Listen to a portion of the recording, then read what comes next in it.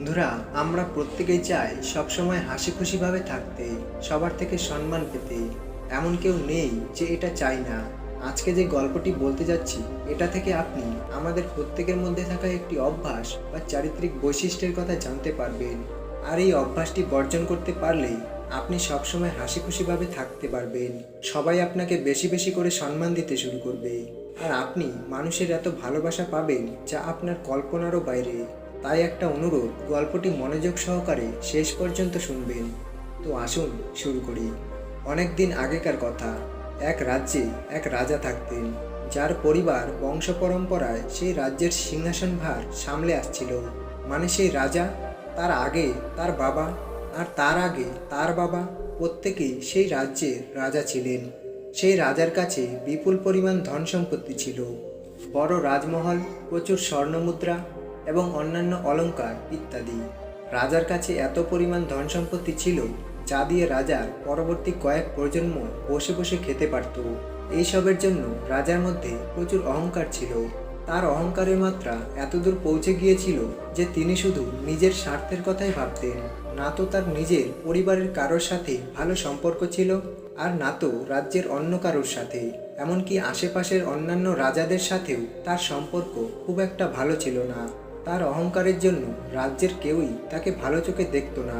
তিনি সারাক্ষণ নিজেকে বড় করতে আর অন্যদের ছোট করতে এতটাই ব্যস্ত থাকতেন যে রাজ্যের কোনো প্রজার কি সমস্যা হচ্ছে সেটা তার চোখেই পড়তো না। কোনো প্রজা নিজের সমস্যা নিয়ে রাজার কাছে গেলে বেশিরভাগ সময় রাজা তাদের সঙ্গে দেখাই করতো না, আর দেখা করলেও তাদের কোনো সাহায্য করতো না। এই জন্য প্রজারা সামনে তো ভয়ের কারণে সম্মান করত, কিন্তু পেছনে তারা কেউই রাজাকে পছন্দ করতো না। সেই রাজ্যের প্রজারা গৌতম বুদ্ধের দ্বারা অনেক প্রভাবিত ছিল। বুদ্ধ মাঝে মধ্যেই সেই রাজ্যে আসতেন আর প্রবচন দিতেন, এবং তার বলা উপদেশ সেখানকার লোকেরা তাদের জীবনে মেনে চলত। তো একবার গৌতম বুদ্ধ সেই রাজ্যে এলে সেখানকার সবাই গৌতম বুদ্ধের সাথে দেখা করতে যান। সবার সাথে কথা বলে গৌতম বুদ্ধ বুঝতে পারেন যে সেখানকার মানুষেরা খুব একটা খুশি নয়। তিনি সেখানে উপস্থিত মানুষদের জিজ্ঞাসা করেন যে আপনারা কি কোনো সমস্যার মধ্যে রয়েছেন? আপনাদের দেখে হতাশ মনে হচ্ছে। গৌতম বুদ্ধ জিজ্ঞেস করাতে সেখানকার মানুষেরা তাদের রাজ্যে অহংকারী রাজার কথা বলে। তারা বলে যে রাজা কিভাবে তার ক্ষমতার বলে নিজের অহংকার দেখায়, সবার সাথে খারাপ ব্যবহার করে, কাউকে কোনো সাহায্য করে না। তারা বলে রাজার এই অহংকারী স্বভাবের জন্য খুবই সমস্যার মধ্যে দিন কাটাচ্ছে। তারা যে কিভাবে এই রাজার সাথে জীবন কাটাবে সেটা তারা কিছুতেই বুঝে উঠতে পারছে না। গৌতম বুদ্ধ সবার কথা শুনে ঠিক করলেন যে এই সমস্যার সমাধানের জন্য তাকে একবার সেই রাজার কাছে যেতে হবে। তাই সেদিন সেই রাজ্যে থেকে যান। পরের দিন তিনি রাজমহলের দিকে যান। রাজমহলে পৌঁছে তিনি কাউকে কিছু জিজ্ঞাসা না করেই রাজমহলে ঢুকে পড়েন। এই দেখে রাজমহলের পাহারাদাররা তাকে আটকানোর চেষ্টা করে, কিন্তু গৌতম বুদ্ধ কারো কোনো কথাই শুনলেন না। তিনি সোজা রাজদরবারে পৌঁছে যান। আর রাজা যখন এটা শোনেন যে একজন সন্ন্যাসী বিনা অনুমতিতে রাজমহলে প্রবেশ করেছে, তখন রাজা খুব রেগে যায়। গৌতম বুদ্ধ সোজা রাজার সামনে চলে আসেন। এটা দেখে রাজা আরও রেগে যায় আর ভাবতে থাকে যে একজন সন্ন্যাসীর এত সাহস যে বিনা অনুমতিতে আমার সামনে চলে এসেছে, এনাকে শাস্তি দিতে হবে। এই ভেবে রাজা চেঁচিয়ে বলে, এটা কি হচ্ছে? আপনি আমার অনুমতি ছাড়াই রাজমহলে চলে এলেন। এই শুনে গৌতম বুদ্ধ হাসতে থাকেন। আর এটা দেখে রাজা বুদ্ধকে জিজ্ঞাসা করেন যে আপনার হাসির কারণ কি জানতে পারি? উত্তরে বুদ্ধ বলেন যে রাজামশাই, আমি কি আজকের দিনটা এই ধর্মশালায় কাটাতে পারি? তিনি বুদ্ধকে বলেন, এটা আমার রাজমহল, কোন দিক দিয়ে এটা আপনার ধর্মশালা মনে হচ্ছে? এটা শুনে গৌতম বুদ্ধ রাজাকে বলেন, আমি আপনাকে কিছু জিজ্ঞেস করতে চাই, আপনি কি তার উত্তর আমাকে দেবেন? এতক্ষণে রাজা গৌতম বুদ্ধের যে পজিটিভিটি তাতে কিছুটা প্রভাবিত হয়ে গিয়েছিল। কারণ যে রাজা কারোর কোনো কথাই শুনতো না, সে এতক্ষণ ধরে গৌতম বুদ্ধের সাথে কথা বলছিল। রাজা গৌতম বুদ্ধের কথা শুনে বলেন, হ্যাঁ, জিজ্ঞাসা করুন, আপনার কি প্রশ্ন আছে? বুদ্ধ তখন বলেন, আচ্ছা রাজামশাই, আপনিই বলুন যে আপনার আগে এই রাজমহলটা কার ছিল? কে এই রাজমহলটার দেখাশোনা করত? রাজা প্রশ্ন শুনে বলেন যে আমার আগে এই রাজমহলটা আমার বাবার ছিল, উনি এই রাজমহলের দেখাশোনা করতেন। এই শুনে গৌতম বুদ্ধ জিজ্ঞাসা করেন, যে আপনার বাবার আগে এই রাজমহলটা কার ছিল? রাজা উত্তর দেন, আমার বাবার আগে এই রাজমহলটা ছিল আমার ঠাকুরদার। তিনি এই মহলটা দেখাশোনা করতেন। আর এটা শুধু আমার বাবা বা ঠাকুরদার নয়, এই রাজমহল বংশ পরম্পরায় আমাদের পূর্বপুরুষদেরই ছিল। আর ভবিষ্যতেও আমার ছেলে, তার ছেলে, তার ছেলে এই রাজমহলের অধিকারী হবে। রাজার উত্তর শুনে গৌতম বুদ্ধ আবার হাসতে শুরু করেন।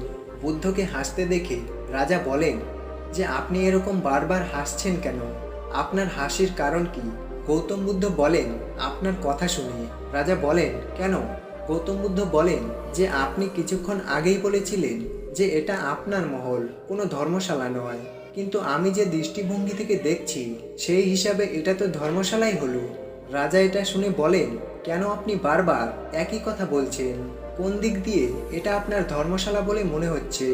গৌতম বুদ্ধ বলেন যে যেমন কোনো মানুষ কিছু সময়ের জন্য ধর্মশালায় থাকার জন্য আসে আর তারপর সেখান থেকে চলে যায়, আপনার এই রাজমহলও ঠিক তেমনই।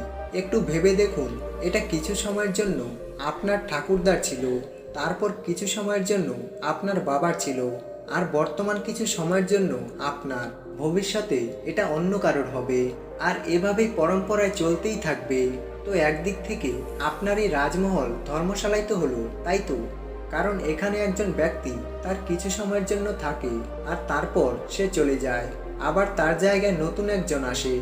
আজ পর্যন্ত না তো এখানে কেউ স্থায়ীভাবে থাকতে পেরেছে, আর না তো কোনোদিন থাকতে পারবে। আর যে আসবে তাকেও কিছু সময় পর এই স্থান ছেড়ে যেতেই হবে। গৌতম বুদ্ধের মুখে এই কথা শুনে রাজার মুখ দিয়ে একটা কথাও বের হয় না। তিনি কোনো কথাই বলতে পারেন না। বুদ্ধ বলেন, আপনি কিসের ওপর এত অহংকার করেন? এইসব তো কোনো কিছুই আপনার নয়। এইসব কালকে অন্য কেউ দেখাশোনা করেছে, আজকে আপনি দেখাশোনা করছেন, আগামীতে আবার অন্য কেউ দেখাশোনা করবে। যেসব জিনিস আপনার সাথে থাকবেই না, সেগুলো নিয়ে কিসের এত অহংকার? গৌতম বুদ্ধের মুখে এইসব কথা শুনে রাজা তার কথায় এতটাই প্রভাবিত হয়ে যায় যে তার সমস্ত অহংকার চূর্ণ হয়ে যায়। তিনি বুদ্ধের সামনে হাত জোড় করে তার ব্যবহারের জন্য ক্ষমা চান। গৌতম বুদ্ধ বলেন, রাজামশাই, অহংকার একজন মানুষের থেকে সব কিছু ছিনিয়ে নেয়, তার মান সম্মান, তার ভালো সম্পর্কগুলো, আর এমনকি তার মনের শান্তি পর্যন্ত কেড়ে নেয়।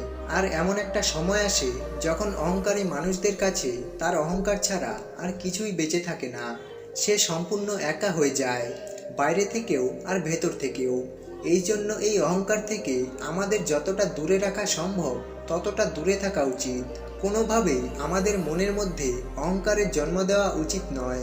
মানুষ যত বেশি মাটির সঙ্গে জুড়ে থাকবে ততই সে তার জীবনে মানুষের ভালোবাসা আর সম্মান পাবে। গৌতম বুদ্ধের কথায় রাজা তার সমস্ত ভুল বুঝতে পারেন। তিনি ঠিক করেন তিনি তার নিজের মধ্যে থাকা সমস্ত অহংকারকে ত্যাগ করে দেবেন, আর রাজ্যপাটের সমস্ত দায়িত্ব তার ছেলের হাতে দিয়ে বুদ্ধের শিষ্যত্ব গ্রহণ করবেন। আর তিনি এটাই করেন। ছেলেকে রাজ্যের রাজা ঘোষণা করে তিনি গৌতম বুদ্ধের শিষ্যত্ব নিয়ে তার সাথে আশ্রমে চলে যান। গৌতম বুদ্ধের এই উপদেশ শুধুমাত্র রাজাকেই নয়, সেই রাজ্যে থাকা সমস্ত মানুষকে তাদের ভেতরে থাকা যে কোনো অহংকারকে দূর করতে অনেক সাহায্য করেছিল। এমনকি রাজার ছেলেও গৌতম বুদ্ধের উপদেশে প্রভাবিত হয়েছিল, আর সেও বুদ্ধের বলা এই রাস্তা দিয়েই ভালোভাবে সুখ শান্তিতে দিন কাটাচ্ছিল।